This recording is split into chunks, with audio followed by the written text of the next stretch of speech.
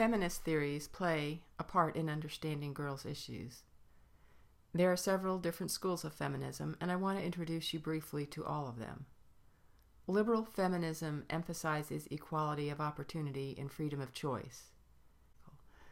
Phenomenological feminism considers why females are discriminated by the juvenile justice system, how they are penalized by this juvenile justice system, and how chivalry shapes how we treat females in the system.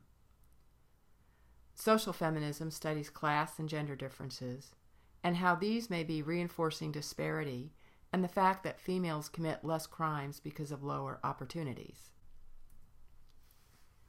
Marxist feminism would focus more on gender and class inequalities and how these result from the mode of production and the economic inequalities which result in female delinquency. Radical feminism proposes that masculine power and privilege are the root of all social inequality. And third-wave feminism considers the interplay of sexism, racism, and ethnicity.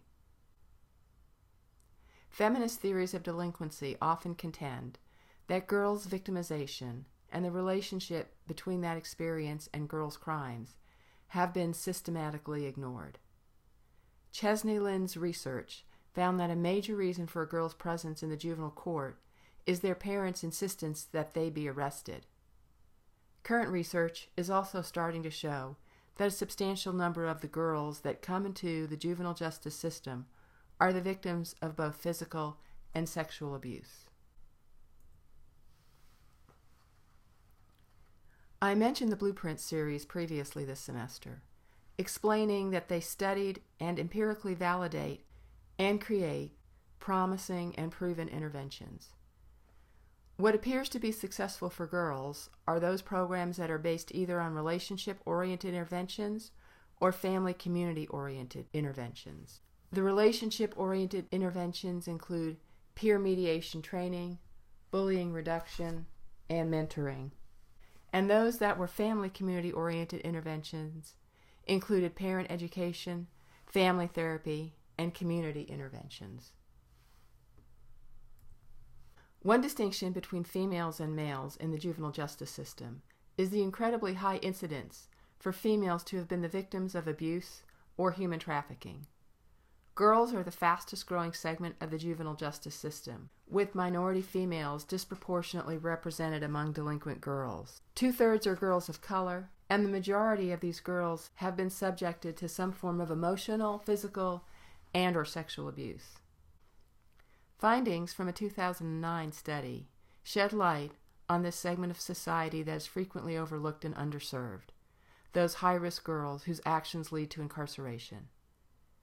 Compared to their male counterparts, incarcerated girls experience childhood victimization at much higher rates. Many enter the system with serious mental health issues. They are frequently arrested for nonviolent offenses, such as truancy or running away, and incarceration compounds their trauma. Abuse is commonplace. In most cases, girls that have been abused are abused by someone they trusted, a family member or a close family friend. Sexual abuse leads to low self-esteem and an inability to trust, academic failure, eating disorders, and teen pregnancy. Girls who have been abused and/or neglected are twice as likely to be arrested than other girls. Many have physical and mental health problems as well.